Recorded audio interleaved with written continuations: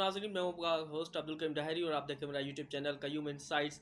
नाज़रीन, आज मैं दो टॉपिक्स पर बात करूँगा, लेकिन सबसे पहले जो है टॉपिक्स के पर बात करने से पहले मैं आपसे मुखातिब हूँ कि आपका बहुत बहुत शुक्रिया जो आप मुझे सब्सक्राइब कर रहे हैं और ऐसे ही मुझे सपोर्ट करते रहें और मेरा जो चैनल है वो ग्रोथ कर रहा है। मेरे चैनल को जो है इस वक्त 54 डेज़ हो चुके हैं और 54 मेरे वीडियोज़ हैं, लेकिन बहुत सारे वीडियोज़ जो हैं वो शेयर्स भी होते हैं और लाइक भी करते हैं और व्यूज़ भी आते हैं, और सबसे ज़्यादा कि आप सपोर्ट कर रहे हैं, मुझे सब्सक्राइब भी करते जा रहे हैं। तो ऐसे ही मुझे सपोर्ट करते रहें ताकि मेरा चैनल ग्रोथ भी कर सके और मैं जो कोशिश कर रहा हूँ, जो बातें आप तक पहुँचाने की कोशिश कर रहा हूँ, वो आप तक पहुँच सके और आप उसको समझ सकें।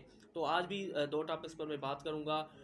एक तो मेरी टॉपिक है कि वो कौन से बड़े बड़े नाम हैं जो कि इस इंतखाबी अमल में जो है वो हिस्सा नहीं ले रहे, जो कि लेकिन पहले बड़े बड़े जो हैं उहदों पर फाइज़ भी रहे हैं। तो उनके नेम्स बताऊंगा कि कौन कौन से बड़े नाम हैं। और दूसरा एक एमएनए, जो कोई आपको पता है कि इस वक्त इलेक्शन आ रही है तो ताज़ियतें शुरू हो रही है, लेकिन एक एमएनए है पीपल्स पार्टी के, उनको जो है बड़ी ताज़ियत जो है वो महंगी पड़ गई है। वो कैसे महंगी पड़ गई और कौन एमएनए वो मैं बताऊंगा, लेकिन सबसे पहले मैं आपको बताता चलूँ कि जो टॉपिक है मेरी, माजी के कौन कौन से बड़े बड़े नाम इंतखाबी मुकाबले से बाहर हैं, उनमें फैसल वाडा है। और फैसल वाडा की जो रिसेंटली जो है आसिफ अली जरदारी साहब से मुलाकात भी हुई थी, आपने को मैंने बताई थी वो बात। और इमरान इस्माइल साहब हैं पीटीआई के, जो कराची के बहुत बड़े एक्टिव थे और गवर्नर साहब का भी रह चुके हैं, अब उन्होंने पीटीआई भी छोड़ दी है। और उसके बाद अली जदी साहब हैं, वो भी आपको पता होगा कि वो भी बहुत बहुत बड़े जो हैं फेमस पॉलिटिशियन थे और एमएनए थे, वफाकी वज़ीर भी रह चुके हैं। आफ्ताब सिद्दीकी साहब हैं, शाहिद खाकन अब्बासी भी हैं जो कि वज़ीर आज़म रह चुके हैं साबका और मुस्लिम लीग नून के फ्रंटमैन थे, लेकिन इस वक्त वो भी जो है इंतखाबी मुकाबले के से बाहर हैं। उसके साथ साथ आफ्ताब जहांगीर हैं, चौधरी शुजात हुसैन साहब भी हैं, काफिले की सरबराह मफ्ता इस्माइल साहब हैं, और नयर बुखारी साहब जो हैं वो भी जो हैं इस इलेक्शन से मुकाबले से बाहर हैं। अब देखना ये है कि ये लोग जो हैं इलेक्शन से बाहर हैं। पहले आपने देखा होगा इनके बारे में कि बहुत बड़े एक्टिव थे, अपनी अपनी तंजीमों के हवाले से काम कर रहे थे, और इस वक्त जो हैं वो हिस्सा नहीं ले रहे इलेक्शन के हवाले से। तो उसके साथ साथ मैं आपको ये भी बात बताता चलूँ कि शाहिद खाकन अब्बासी को नून लीग की तरफ से बहुत बार जो है ट्राई किया गया, कोशिश की गई कि मामलात जो हैं एक टेबल पर आ सके, लेकिन शाहिद खाकन अब्बासी बार बार जो हैं वो बातें जो हैं वो घुमा देते थे और मीडिया में कहते थे कि मुझे इस चीज़ों की ज़रूरत नहीं है। तो ये चीज़ें जो हैं मैं आपके सामने रखी है। दूसरी जो टॉपिक मैंने आपको बताई कि इलेक्शन का वक्त आ रहा है, ताज़ियतों का सिलसिला शुरू हो गया है, और एक एमएनए साहब है जो कि पीपल्स पार्टी के हैं, सैयद अमीर अली शाह साहब छाछरों से हैं। उन्होंने आज जो है ताज़ियत की हैं, और ताज़ियत में ये हुआ कि एक शख्स की बीवी 6 माह पहले जो है फ़ौत हो गई थी, और वो आज जाके उन्होंने ताज़ियत की है। तो उस कारकुन ने जो है वहाँ के रिहायशी वज़ीर ने उन्होंने सवाल किया कि एमएनए साहब पहले आप कहाँ थे, 6 महीने हो गए मेरी वाइफ को, और आप अभी जाके ताज़ियत लेने आए हैं। तो उन्होंने कहा कि मुझे इस चीज़ का इल्म नहीं था। उन्होंने कहा वोट का तो आपको पता है कि वोट कैसे लेना है, और इस वक्त जो सीज़न चल रही वो इलेक्शन की चल रही, तो आप इसलिए आए ताकि हम आपको वोट दें। हम आपकी गमी और खुशी में साथ होते हैं, लेकिन आप जो हैं इस वक्त 6 माह बाद आए हैं, तो हम आप बताएं हम क्या करें। तो उस पर एमएनए जो है अमीर अली शाह साहब, जो पीपल्स पार्टी से उनका ताल्लुक़ है छाछरों से, उन्होंने कहा कि मैं इस चीज़ पर माज़रत ख़्वाह और अगली बार इंशाल्लाह ऐसा नहीं होगा, और आपके साथ में हर गम में हर खुशी में रहूँगा।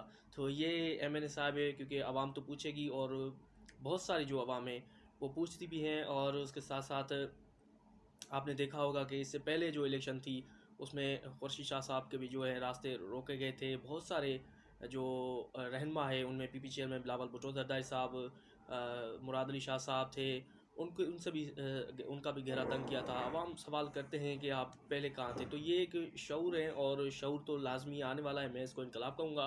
क्योंकि पहले जो आवाम थी वो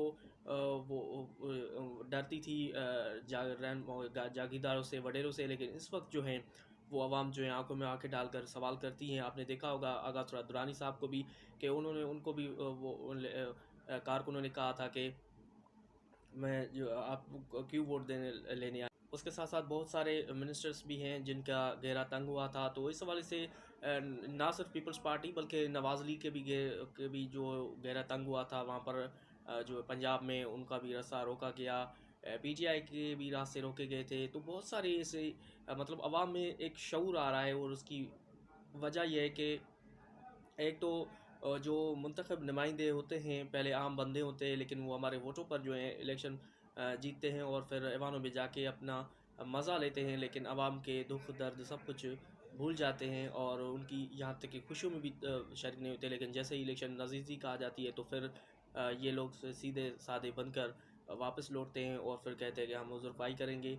तो ये एक चीज़ होती है जो कि नहीं होनी चाहिए, क्योंकि अगर आप इलेक्टेड नुमाइंदे हैं, आपको आवाम ने वोट्स देकर ऐवानों तक पहुंचाया है, और तो आपको यकीनन आवाम का साथ देना चाहिए। ना सिर्फ ये नहीं है कि आप जैसे ही फोतगी होती है तो आप वहीं पर पहुंच जाए, 2 दिन के बाद, 3 दिन के बाद, 4 दिन के बाद, 5 दिन के बाद या 6 दिन के बाद ही आप पहुंच सकते हैं, क्योंकि सिंध असम्बली के इजलास बार बार तो नहीं होते, कौमी असम्बली के इजलास बार बार तो नहीं होते। तो ये इजलास ख़त्म हो जाए, आप 1-2 दिन रेस्ट करें, फिर आ जाए, ताज़ियत करके चले जाएँ, आपका हल्का एक चक्कर भी लगाए ताकि आपको पता भी चले कि आपके हल्के में क्या हो रहा है। लेकिन ये नहीं है। लेकिन ये चीज़ें बेनज़ीर भुट्टो साहिबा के दौर में थी, और बेनज़ीर भुट्टो साहिबा ने बिल्कुल इलेक्टेबल्स को जो है वडेरे को बिल्कुल कंट्रोल किया था, और हर मिनिस्टर, हर एमपी जो थे वो कराची में नहीं रहते थे, वो जाके अपने हल्के में काम करते थे और आवाम की खिदमत करते थे। ये उनकी जो है बेनज़ीर साहिबा की सियासत का तरीका था। तो यकीनन बिलावल भुट्टो ज़रदारी साहब जो हैं वो बार बार नौजवानों की की बात करते हैं, और आपने देखा होगा कि सुना भी होगा कि पहले भी बिलावल भुट्टो ज़रदारी साहब बूढ़ों के हवाले से बयान देते थे, लेकिन नौजवानों के हवाले से वो कहते थे कि नौजवान जो हैं वो मुस्तकबिल है और बूढ़े जो है वो माजी बन चुके हैं। तो इस हवाले से बिलावल भुट्टो ज़रदारी साहब को ये चीज़ें देखनी चाहिए कि उन हर हलके में नौजवान भी रहते हैं और वहाँ पर मसला मसाइल भी हैं। अगर एमपी आपका, एमएनए आपका, मिनिस्टर आपका जाके कराची में रहेगा, इस्लामाबाद में रहेगा, तो फिर ये मसले मसाइल हल नहीं होंगे। तो इस हवाले से उनको जो है आप स्ट्रेटजी ऐसी बनाएं ताकि जो मिनिस्टर्स हैं या नुमाइंदे हैं वो कराची में ना रह सके, यहाँ पर आके हल्के में रहे। जब हल्के में रहेंगे तो फिर लोगों से भी मेल जुल होगा उनका, और मसले भी हल होंगे, और आप तक शिकायत भी नहीं आएगी, और जहाँ तक कि मीडिया में खबरें भी नहीं चलेंगी। तो इस हवाले से मैंने आपसे बात की है। कल इंशाल्लाह किसी और ब्लॉग पर आपसे बात करूँगा। तब तक के लिए मुझे दीजिए इजाज़त। अल्लाह हाफ़िज़।